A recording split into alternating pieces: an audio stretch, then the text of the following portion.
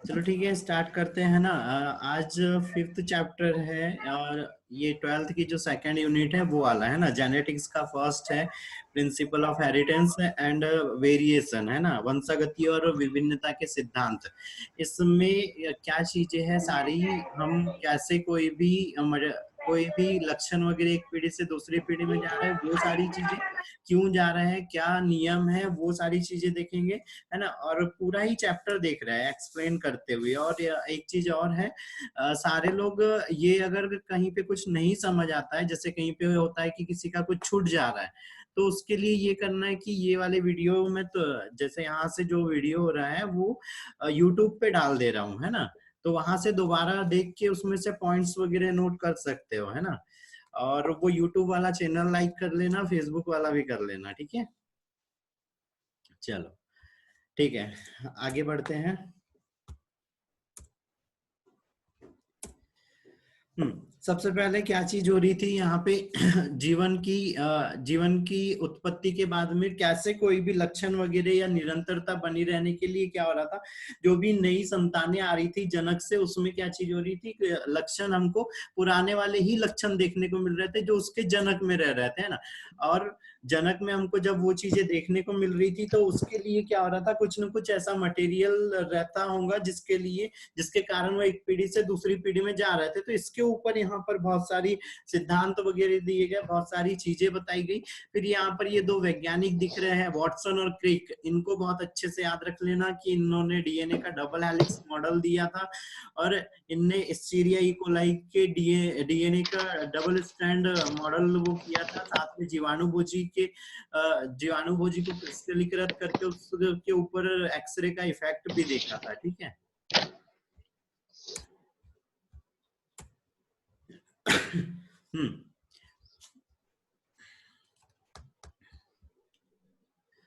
फिर यहाँ पे अनुवांशिकी, है ना।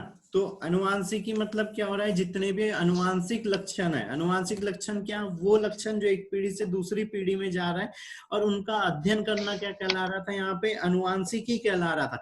अब ये अनुवांशिकी में ये चीज याद रखना है कि कोई भी लक्षण, जैसे यहाँ पर जैसे यहाँ पर क्या बोल रहे हैं कि मानव ने 8000 से लेके 10,000 ईसा पूर्व ही बता दिया था कि कोई ना कोई विभिन्नताएं रहती है। और वो सब विभिन्नताएं किसके कारण होती है, लैंगिक प्रजनन के कारण होती है ना। तो हमको विभिन्नताओं का अध्ययन भी देखना है कि विभिन्नताओं का अध्ययन मतलब विभिन्नताएं कितने प्रकार की हो रही, कैसे एक पीढ़ी में उत्पन्न हो रही, कैसे अगली पीढ़ी में जा रही है, ठीक है। उसके बाद अनुवांशिकी शब्द, जेनेटिक्स शब्द का सबसे पहले प्रयोग बैटसन ने किया था, है ना। ये चीज याद रखना। फिर विभिन्नताओं के प्रकार भी याद रखना है। तो विभिन्नताओं के प्रकार में क्या चीज हो रही थी, प्रभावी, है ना, जो प्रभावी प्रकृति की हो रही थी। और दूसरी क्या हो रही थी, विषम मतलब जो प्रभावी जो कोशिकाएं है उसके कारण, और दूसरी हो रही थी जो इन्वायरमेंट वगैरह के कारण उत्पन्न हो रही थी, वो वाली विभिन्नता, है ना। तो जो प्रभावी कोशिका के आधार की विभिन्नताएं हो रही थी, वो क्या हो रही थी, दो प्रकार की हो रही थी। एक तो पहली रहती है देहिक कोशिका में, है ना, मतलब सोमेटिक वेरिएशन सोमेटिक सेल के अंदर में, और दूसरी रहती है रिप्रोडक्टिव या जर्म कोशिका में उत्पन्न होने वाली। सोमेटिक सेल क्या होती है, कोई बताएगा? या जर्मिनल, दोनों में से कोई भी बता दो, सोमेटिक या जर्मिनल, विभिन्नताएं क्या होती है, या कोशिकाएं क्या होती है। जर्मिनल सेल किसको बोलते हैं? हाँ, किसको? जो जनन करती है, जनन कोशिका। नाम बताओ, जनक कोशिकाएं। जनक कोशिकाओं के नाम बताओ।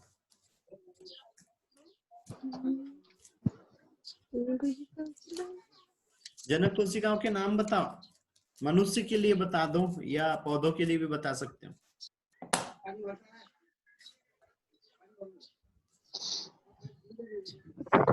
ओवम, स्पर्म और ओवम। हाँ, स्पर्म और ओवम, जर्मिनल सेल है ना, या इपिथेलियल, जो जर्मिनल इपिथेलियल सेल रहती है वो क्या कहलाती है, जनन कोशिकाएं। तो इनमें जो विभिन्नताएं उत्पन्न हो रही है वो क्या कहलाएंगी, जर्मिनल वेरिएशन, जर्मिनल या जनन विभिन्नताएं। जो सोमेटिक कोशिकाओं, जैसे हमारी स्किन वगैरह हो गई, बाल वगैरह हो गई, यहाँ की जो कोशिकाएं है ये सब क्या कहलाती है, देहिक कोशिका। तो इसमें उत्पन्न वाली होने वाली को विभिन्नताएं क्या कहलाएंगी, सोमेटिक वेरिएशन कहलाती है ना। फिर यहाँ पर सतत और असतत, ये दो चीज बहुत अच्छे से याद रखना। सतत विभिन्नता मतलब कंटिन्यूअस वेरिएशन, ये कैसी होती है, यहाँ पर छोटी होती है, छोटी छोटी जमा होते जाती है और बहुत लंबे टाइम बाद एक जमा होके क्या कर लेती है। आवाज नहीं आ रही है किसको, कामिनी को। तो बेटा थोड़ा सा नेटवर्क में जाओ तुम, आज मेरे यहाँ नेटवर्क बहुत अच्छे से है। देहिक कोशिका मतलब देहिक कोशिका मतलब हमारी बॉडी की सेल जो अदर है, जैसे स्किन की हो गई, टिश्यूज हो गई, मतलब जो सेमिनिफेरस ट्यूब्यूल है और ओवरी है, इन दो की कोशिकाओं को छोड़ दो, और इन दो में भी वो वाली जो germinal cell, germinal epithelial cell है उनको छोड़ दो। उसके अलावा जितनी भी शरीर की कोशिका, ये सब क्या कहलाती है, देहिक कोशिका या सोमेटिक सेल कहलाती है, जिनमें जनन की क्षमता नहीं होती है, जिनमें समसूत्री विभाजन होता है। ठीक है, ये भी याद रखना।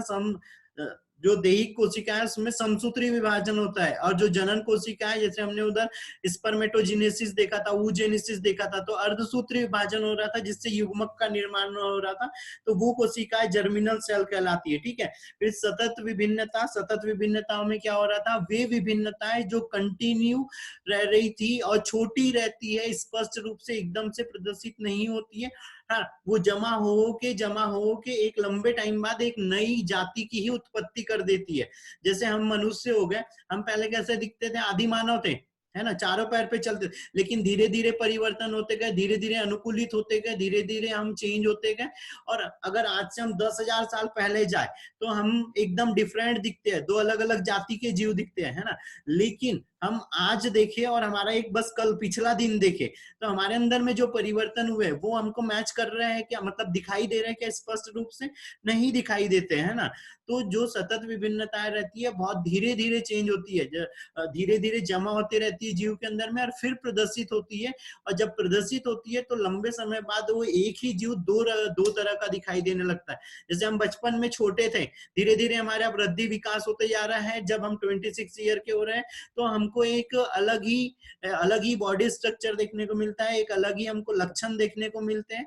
तो ये क्या चीज हो गई, सतत विभिन्नता हुई, जो छोटी छोटी रहती है लेकिन जमा होते रहती है, और बाद में जब प्रदर्शित होती है लंबे समय अंतराल बाद जब हम देखते हैं तो हमको एक नई जाति दिखाई देने लगती है। ठीक है, दूसरी चीज इसमें असतत विभिन्नता है। असतत विभिन्नताओं को ही क्या बोलते हैं, उत्परिवर्तन भी बोलते हैं। अब उत्परिवर्तन, म्यूटेशन, कोई म्यूटेशन बताएगा, कोई म्यूटेशन बता सकता है बेटा, म्यूटेशन?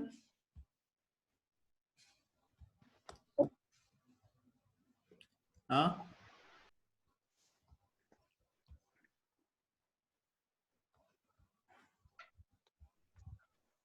कोई म्यूटेशन बता दो बेटा।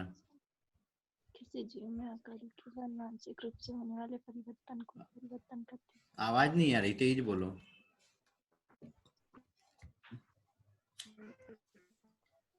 देखो, म्यूटेशन या उत्परिवर्तन, हमने हार्डी वो उधर ह्यूगो डे व्रीज का उत्परिवर्तनवाद देखा था, क्या हो रहा था उसमें, वहां पर मैंने म्यूटेशन पूरा समझाया था, है ना, कि क्या हो रहा था, अचानक से कोई परिवर्तन हो जा रहा था, है ना, जो उसके अनुवांशिक पदार्थ में, तो वो क्या कहला रहा था, म्यूटेशन कहला रहा था। जो परिवर्तन हो रहा था उसके कारण एक बड़ा लक्षण हमको स्पष्ट रूप से दिखाई देता है ना, तो वो क्या कहलाता है, म्यूटेशन कहलाता है या उत्परिवर्तन कहलाता है। ठीक है, और इसको वो ह्यूगो डे व्रीज का उत्परिवर्तनवाद हमने उधर देखा था, तो उसमें क्या बोला था, कोई भी अगर यहाँ पर फिजियोलॉजिकल चेंजेस आ रहे हैं, उसकी बॉडी में कोई चेंजेस आ रहे हैं, तो वो क्यों आ रहे थे, क्योंकि अचानक से उसके अनुवांशिक पदार्थ में कोई उत्परिवर्तन हो जा रहा था, कोई परिवर्तन हो जा रहा था, अचानक से उसका कोई गुणसूत्र वगैरह का भाग हट जा रहा था वहां से, है ना, तो उसके कारण। ये कौन है, जीन का जीन के स्ट्रक्चर में चेंज होता है। हाँ बेटा, जीन के स्ट्रक्चर में चेंज हो जाता है, जीन के सीक्वेंसों में चेंज हो जाता है, गुणसूत्रों की संरचना में परिवर्तन हो जाता है, कोई खंड प्रतिस्थापित हो जाता है, कोई खंड विलुप्त हो जाता है, तो उसके कारण भी म्यूटेशन हो जाता है। ठीक है, फिर यहाँ पे वेरिएशनों का मतलब विभिन्नताओं का महत्व भी याद रखना है कि इन्हीं के कारण क्या हो रही है, जीन के स्ट्रक्चर में चेंज। हाँ हाँ, ठीक है, जीन महत्व में याद रखना है कि विभिन्नताओं के ही कारण क्या हो रही है, एक नई स्पीसीज हमको देखने को मिलती है, या जो विकास होता है, या जीव जब प्रकृति में अगर बना हुआ रहता है तो वो क्यों रहता है, ताकि क्योंकि उसके अंदर में विभिन्नताएं उत्पन्न हो रही है उसकी आवश्यकताओं के अनुसार, है ना। और कब विभिन्नता उत्पन्न होती है, लैंगिक प्रजनन में होती है, अलैंगिक प्रजनन में नहीं होती है, क्योंकि इसमें क्या होता है, समान समान जीव उत्पन्न हो जाते हैं, समान गुणसूत्र चले जाते हैं, क्योंकि कॉपी हो जाती है जैसे कि वैसी कोशिकाएं, है ना। लेकिन अर्धसूत्री विभाजन में दो कोशिकाएं बनती है, और लैंगिक प्रजनन में क्या हो रहा है, दो युग्मक बन के वो मिक्स हो रहा है, मिक्स होने के बाद में वो जीव एक नए जीव को उत्पन्न कर रहा है। तो वो जो नया जीव है, वो नया जीव क्या कर रहा है, दोनों जो कोशिकाएं थी उसके जो मिक्सअप लक्षण है, दोनों के मिक्स वाले जो कंबाइंड हुए उसको प्रदर्शित करता है। ठीक है, फिर यहीं पर एक वर्ड आता है क्लोन और ऑफ स्प्रिंग। कोई बता पाएगा क्लोन और ऑफ स्प्रिंग क्या है? कामिनी को आवाज आ रही है बेटा?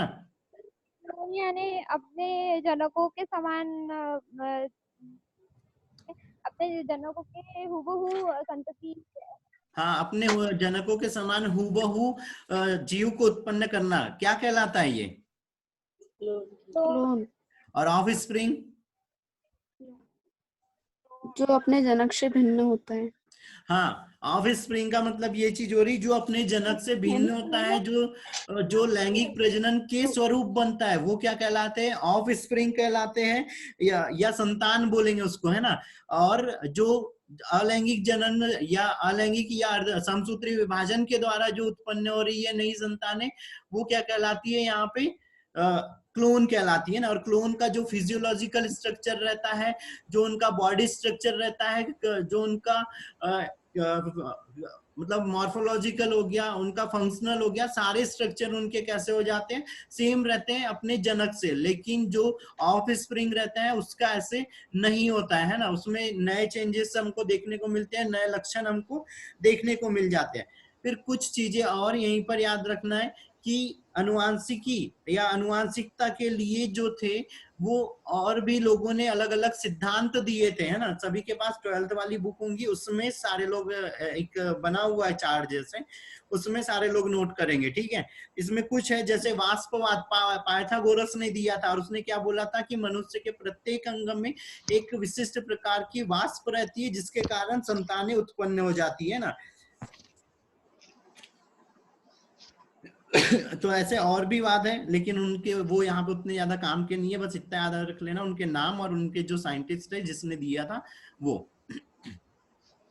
ठीक है, ठीक है। अब बारी आती है मेंडल की। देखो यहाँ तक क्या था, बहुत सारे लोगों ने बहुत सारी अनुवांशिकता के ऊपर खोजें करी थी, बहुत सारी चीजें बताई थी, वो लगभग लगभग बहुत सही थे, लेकिन जो प्रायोगिक रूप से बताना होता है वो उसके लिए प्रयोग मेंडल ने किए थे अनुवांशिकी के ऊपर। और इनका जो बर्थ था वो सिलिसिया नगर था एक, वहां पर हुआ था। ये एक चेक गणराज्य का है, और ऑस्ट्रिया के ब्रून में इनने पढ़ाई करी थी, साथ में वहां से जो पादरी होते हैं उसकी भी शिक्षा ली थी। और यहीं पर इनको क्या, यहाँ की चर्च ने इनको ग्रेगर की उपाधि दी थी। और ग्रेगर की उपाधि याद रखना, इनका नाम ग्रेगर नहीं है ना, ग्रेगर एक उपाधि है जो चर्च के द्वारा दी जाती है, और वो ऐसे व्यक्ति को दी जाती है जो समाज के लिए कुछ करता है, जो समाज के कल्याण के लिए जो चीजें करता है, या कुछ भी, लेकिन वो समाज के हित के लिए चीजें होती है, या वो पर्सन बहुत अच्छा होता है समाज की दृष्टि से, जिसने समाज के लिए बहुत कुछ किया, उसको दी जाती है। तो ग्रेगर क्या है, उपाधि है ना।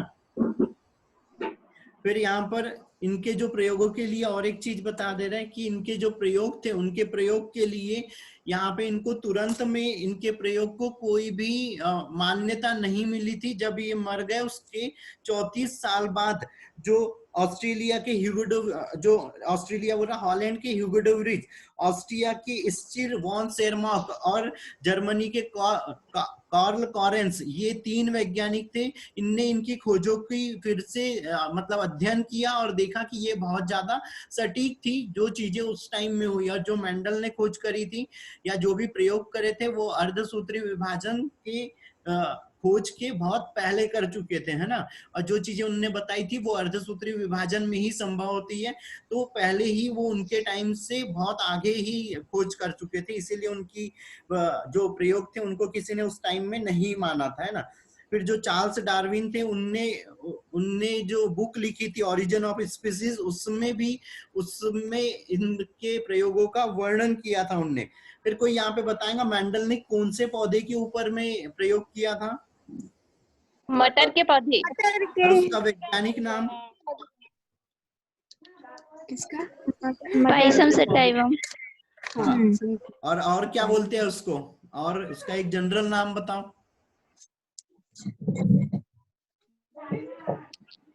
जनरल नाम? जनरल नाम उद्यान मटर। हाँ उद्यान में। ये भी याद रखना है, ऑब्जेक्टिव बेटा, ऑब्जेक्टिव, छोटे छोटे वर्ड है, छोटी छोटी चीजें, लेकिन ऑब्जेक्टिव में आ जाएंगी, है ना। ठीक है। अब इनने क्या किया, जो प्रयोग किए वो अलग अलग लक्षण मटर के ऊपर ही क्यों किए, क्योंकि इसमें उनको स्पष्ट रूप से बहुत सारी प्रजातियां देखने को मिल गई, बहुत सारे लक्षण स्पष्ट रूप से उनको देखने को मिल गई, है ना। और उनने यहाँ पर जब इनके प्रयोग किए तो एक और चीज की, इनने क्या करा, एक वर्ड का अर्थ बताओ पहले, सबसे पहले विपुंसन या इमस्कुलेशन क्या होता है? विपुंसन या इमस्कुलेशन?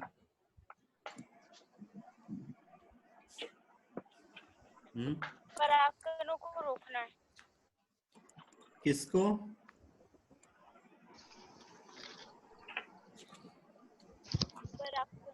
कैसे कैसे? उसकी वो उसमें कुछ बांध के क्या बोलते हैं? नहीं समझ आ रहा बेटा, तेज बोलो थोड़ा सा।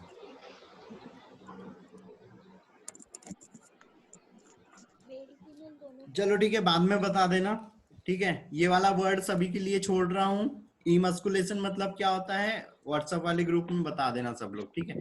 ये किसी ने मैसेज किया है, हाँ बोलो बोलो बेटा सुशील।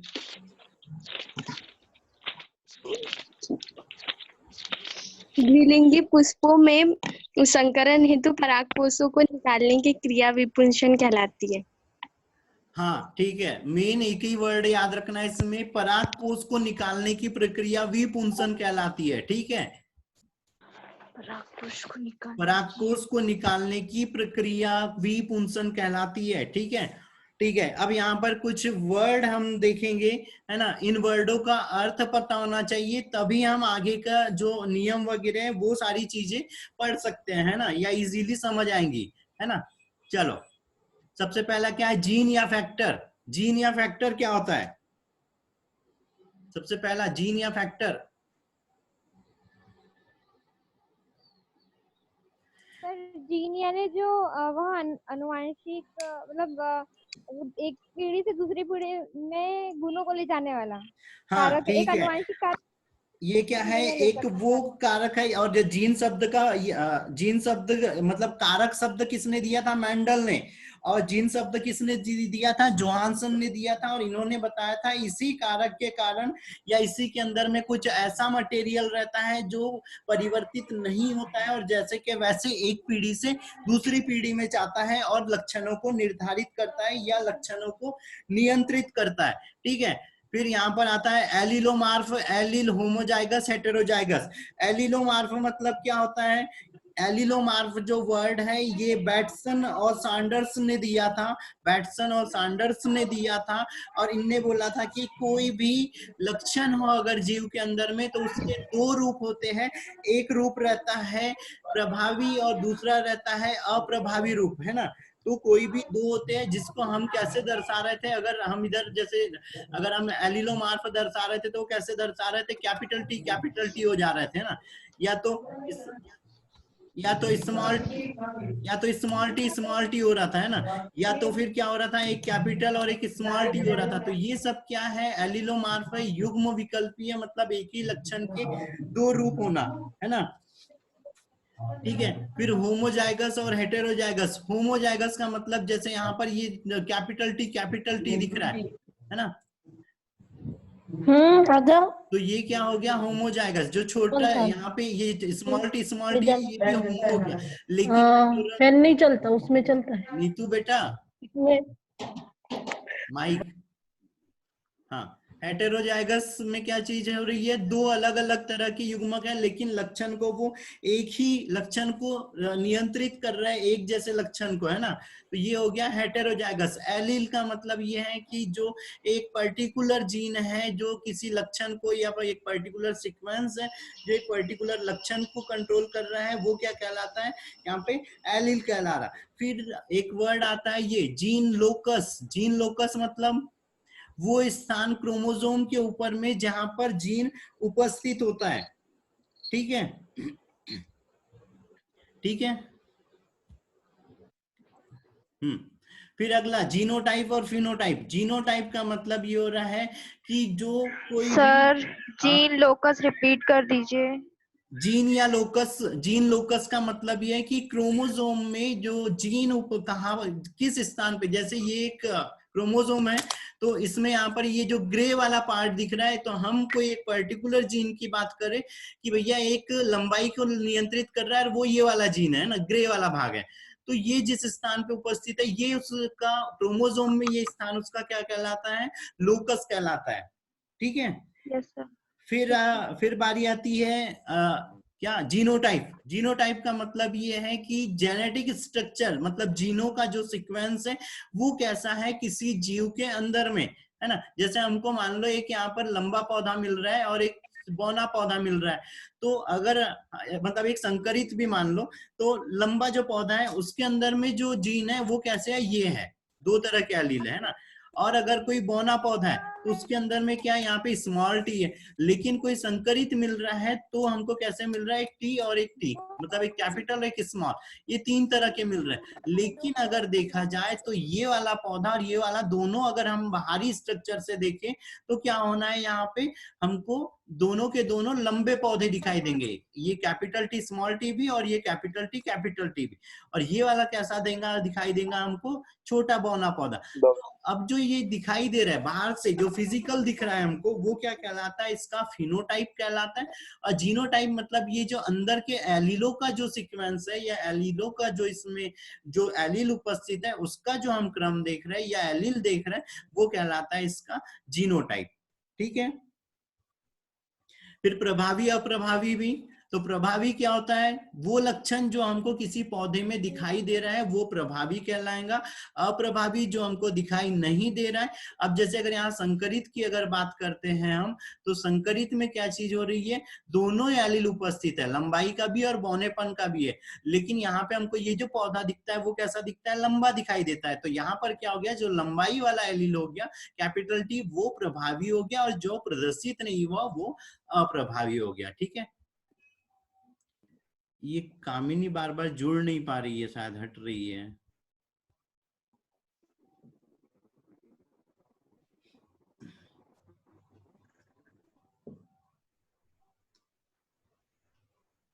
सुनाई नहीं आ रहा है इसको।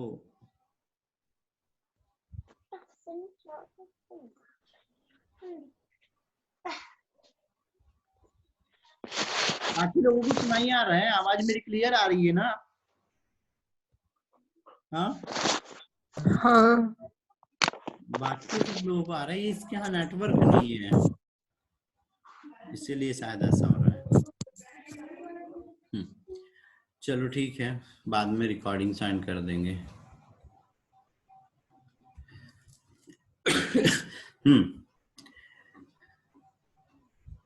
ठीक है। अगला प्योर लाइन। प्योर लाइन मतलब शुद्ध वंशाक्रम। जैसे अब हम क्या कर, जैसे मेंडल ने क्या किया था, दो लक्षण को ले लिए, जैसे एक लंबा पौधा एक बौना पौधा ले लिया, उसके बाद जब संकरण कराया तो कैसे मिल गया उसको, लंबा पौधा ही मिल गया, है ना। फिर उसने जब F1 पीढ़ी के बाद F2 F3 में गए तो वहां पर भी उसको लंबा ही पौधा मिल रहा था।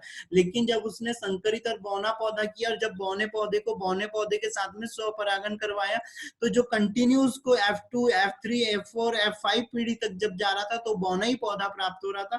तो इसको बोलते हैं प्योर लाइन की कोई भी एक ही लक्षण वाला पौधा हमको लगातार जब मिल रहा है, जब लगातार उसने जब एक ही लक्षण वाले पौधे को प्राप्त किए तो वो कहला जाता है शुद्ध वंशानुक्रम। मतलब ये हो जाता है कि उस पौधे के अंदर में जैसे पहले यहाँ एक संकरित हो जा रहा था, इसको अगर हम यहाँ पे कैपिटल से करवा दे तो हमको लगातार लंबे लंबे पौधे कराएंगे। अगर इसको हम संकरित छोटे मतलब बौने पौधे के साथ में अगर संकरित करा दे तो लगातार हमको छोटे ही पौधे प्राप्त होंगे। तो ये क्या कहला रहा है शुद्ध वंशानुक्रम। मतलब उसमें ये हो जाना है पृथक्करण हो जाना है और सिर्फ उसके अंदर में यहाँ बौने वाले ही एलिल बच जाना है। तो हमको लगातार जो पीढ़ियां प्राप्त होते जाएंगी वो छोटे पौधे की ही पीढ़ियां प्राप्त होते जाएंगी। ठीक है। फिर यहाँ पर मोनो हाइब्रिड का मतलब क्या होता है? संकरण करवाना, दो अलग अलग लक्षणों, दो विपरीत लक्षणों वाले जो पौधे हैं या जो जीव हैं उनको मिक्स करना, उनको में प्रजनन करवाना, उनमें लैंगिक प्रजनन करवाना क्या कहलाता है? हाइब्रिड या संकरण कहलाता है, हाइब्रिडाइजेशन है ना। और जो संतान उत्पन्न होती है वो क्या कहलाती है? संकर कहलाती है, हाइब्रिड कहलाती है। फिर यहाँ पे अगर हम एक लक्षण को लेके, जैसे मान लो हमने सिर्फ एक दो अलग अलग पौधे लिए, एक हमने लंबा पौधा ले लिया और एक बौना पौधा ले लिया, तो ये क्या हो गया? मोनो हाइब्रिड हो गया। ठीक है। जब हमने एक लंबा पौधा ले लिया और एक लाल पुष्प वाला भी ले लिया और इधर में छोटा पौधा सफेद पुष्प वाला ले लिया, मतलब हमने दो लक्षण ले लिए, तो वो डाई हाइब्रिड कहलाएगा। जब हम तीन लक्षण ले लेंगे तो वो पॉली हाइब्रिड कहलाएगा, या जब हम ज्यादा लक्षण ले रहे हैं तो वो पॉली हाइब्रिड कहलाएगा। ठीक है। उसके बाद है जीनोम। तो जो कोई भी जीव है उसके अंदर में जितना भी जेनेटिक मटेरियल है वो जेनेटिक मटेरियल क्या कहलाता है? यहाँ पर जीनोम कहलाता है, जिसके अंदर में सारी अनुवांशिक जानकारी होती है। फिर बारी आती है जीन पूल। जीन पूल का मतलब ये हो रहा है कि जो जीन है वो कैसे साथ में रह रहे हैं, कैसे एक पीढ़ी से दूसरी पीढ़ी में जा रहे हैं, उनके बीच में किस जीन के बीच में परिवर्तन हो रहा है, किस जीनों के बीच में कहाँ के खंडों गुणसूत्रों में कहाँ के खंडों में कौन सा एक्सचेंज हो रहा है, तो जिसके कारण एक सीक्वेंस या एक लाइन या एक ब्रिज बनती है दो पीढ़ियों के बीच में, तो वो कहलाता है यहाँ पर जीन पूल। ठीक है। उसके बाद है टेस्ट क्रॉस। टेस्ट क्रॉस का मतलब क्या हो रहा है कि जो हमको एक यहाँ पर प्रभावी पौधा, जैसे हमने इन दो पौधों के बीच में जब संकरण कराया और हमने एक बार इसको मेल को मान लिया कैपिटल टी को और एक बार हम इसी को क्या मान लेंगे? फीमेल मान लेंगे। तो यहाँ पर जब हम ये हमको जो यहाँ संकरित मिल रहा है इसको इसके मेल के साथ में जब हम करवा रहे हैं तो ये क्या कहलाता है? परीक्षण क्रॉस। और क्यों करते हैं ये? ताकि हमको समयुग्मकी युग्मक प्राप्त हो सके या समयुग्मकी पौधे प्राप्त हो सके। फिर आता है बैक क्रॉस। बैक क्रॉस का मतलब ये होता है कि जो हमारे पास जो संतान आ रही है, संतान का अपने जनक के साथ में अप्रभावी जनक के साथ, जैसे ये संतान यहाँ मिली तो इसका अप्रभावी जनक के साथ में संकरण करा के देखना कि कौन सा लक्षण प्रभावी है, कौन सा लक्षण प्रभावी नहीं है, या कौन सा समयुग्मकी पौधा है, कौन सा विषम युग्मकी पौधा है, ये देखने के लिए जब हम संकरण कराते हैं तो वो कहलाता है बैक क्रॉस। ठीक है। यहां तक क्लियर है? हाँ सर। टेस्ट क्रॉस समझाइए फिर से। टेस्ट क्रॉस में हम समयुग्मकी पौधा प्राप्त करने के लिए करते हैं और उसमें क्या करते हैं, जो जनक रहता है उसको जो संकरित जो हमको F1 पीढ़ी में जो पौधा मिल रहा है उसके साथ में हम उसका, जैसे यहाँ पे ये कैपिटल टी है, प्राप्त हमको क्या हुआ है F1 पीढ़ी में? कैपिटल टी और स्मॉल टी प्राप्त हुआ इन दोनों के क्रॉस से। तो क्या कर रहे हैं हम इसको इसके साथ कराएंगे तो जो अगली पीढ़ी हमको प्राप्त होना है उसमें हमको समयुग्मकी भी मिलना है और एक पौधा इधर अलग से संकरित मिलना है। फिर से हम क्रॉस कराएंगे तो हमको तीन पौधे फिर से क्या होना है? समयुग्मकी मिलना है। मतलब समयुग्मकी है पौधा या विषम युग्मकी है वो पता करने के लिए हम क्या करवाते हैं? टेस्ट क्रॉस करवाते हैं। दूसरी चीज इसमें यह है कि अगर हमने यहाँ पे जैसे F2 पीढ़ी में हमको यहाँ पर तीन प्रकार की संतान मिल जाएंगी है ना, ये जैसे अगले इसमें देखो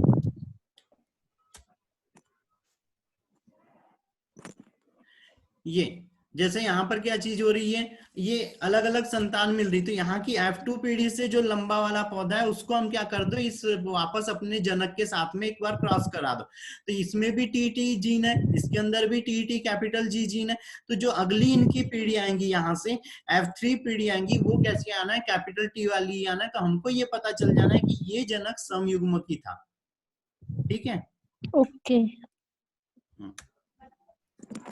ठीक सर है। जीन अब पूल बारी एक बार और समझा दीजिएगा। जीन पूल में बस इतना सा याद रखो बेटा कि जो एक जनरेशन से दूसरे जनरेशन में जो जीन जाते हैं और वो आपस में जो संबंध रखते हैं, जैसे वो एक्सचेंज वगैरह करते हैं, तो ये चीज क्या कहलाती है, यहाँ पे जीन पूल कहलाती है। कि दो जातियों के बीच में दो मतलब जीनों का एक पूल बना हुआ रहता है, ब्रिज बना हुआ रहता है, जिसके कारण वो आपस में संबंध दर्शा पाते हैं। ठीक है, ठीक है। अब मेंडल के लिए याद रखना है, ये जेनेटिकोलॉजिस्ट तो थे ही, अनुवांशिकी के वैज्ञानिक थे ही, साथ में क्या थे, एक के समाजशास्त्री भी थी और समाजशास्त्री भी थे, और एक गणितज्ञ भी थी, मतलब गणितज्ञ भी थे, है ना, मैथ्स के प्रोफेसर थे। इन्होंने मैथ्स भी पढ़ाई है काफी टाइम, इसीलिए जो इनने कैलकुलेशन जो देखो, जो बायो वाले जो पर्सन रहते हैं उनकी मैथ्स वैसे ही कमजोर रहती है ना, लेकिन यहाँ पर मेंडल क्या हो गए थे, मैथ्स के थे, तो उनकी कैलकुलेशन बहुत अच्छी थी, है ना, जिसके कारण उनने जो आगे चल के जो नियम वगैरह दिए वो बहुत अच्छे और बहुत सही निकले, है ना। मतलब क्या बोलना चाहिए, जो बाद में जब इनके प्रयोगों के बारे में जब पुष्टि हुई, तो जैसे मेंडल ने कोई प्रयोग किया था तो उसमें क्या हुआ था, 99.5 ये इनका रिजल्ट निकला था, है ना। और जो अभी जो मॉडर्न टाइम में हो रहा है वो ये हो जा रहा है ना। या इसको इतना ना मान के अगर हम यहाँ 99.9 भी मान रहे हैं, तो इन दोनों के बीच में कोई खास अंतर नहीं है ना।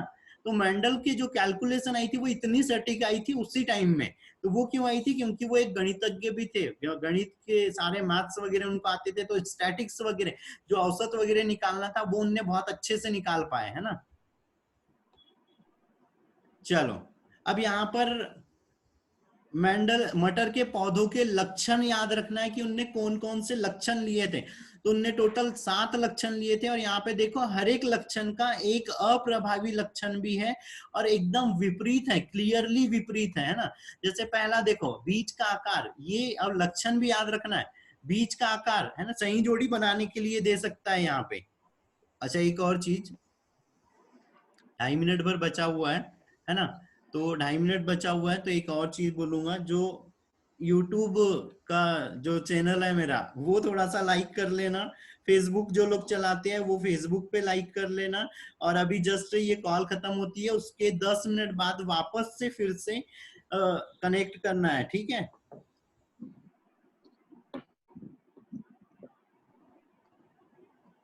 ये कामिनी को सुनाई नहीं दे रहा है फिर भी। ठीक है बेटा,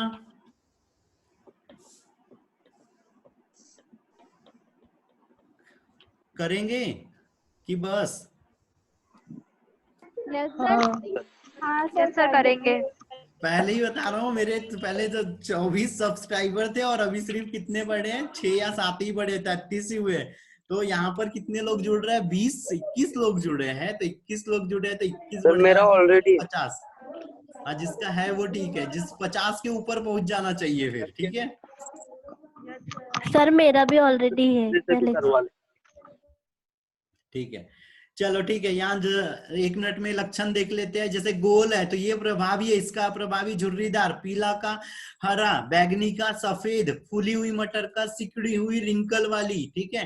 फिर हरी का पीला, और फिर यहाँ पे अक्षीय, अक्षीय का मतलब जो पौधे हो रहे हैं वो देखो, यहाँ पे जो फूल आ रहे हैं वो कैसे आ रहे हैं, एक एक के अल्टरनेट आ रहे हैं ना, एक इस साइड है तो अगला इस साइड है, फिर अगला इस साइड रहेगा, इस तरह से आ रहा है। और यहाँ पे क्या हो रहा है, असत्य में या जो केंद्रीय है उसमें एक ही जगह से फूल निकल जा रहा है, केंद्रीय है ना। फिर पौधे की तने की ऊंचाई, तो जो ऊंचा पौधा था वो बहुत ही लंबा हो रहा था, जो बौना पौधा था वो बहुत ही बौना था, ठीक है। तो ये लक्षण याद रखना है, ठीक है। ये इसका स्क्रीनशॉट ले लो, शाम में इसका ऑब्जेक्टिव सेशन रहेगा। इस या बुकों में है, जिसके पास बुक है उसका बुकों में है, कोई दिक्कत नहीं। चलो अब बारी आती है यहाँ पे एक संकर क्रॉस या द्विसंकर क्रॉस वगैरह की, है ना। तो यहाँ पर एक चीज,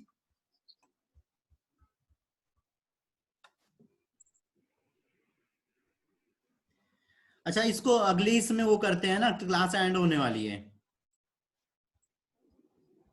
ठीक है। हाँ 10:50 पे सब लोग एकदम तैयार रहेंगे, 1 ही मिनट का वेट करेंगे, इससे ज्यादा वेट नहीं करेंगे, ठीक है। ठीक है सर। हाँ ठीक है बेटा।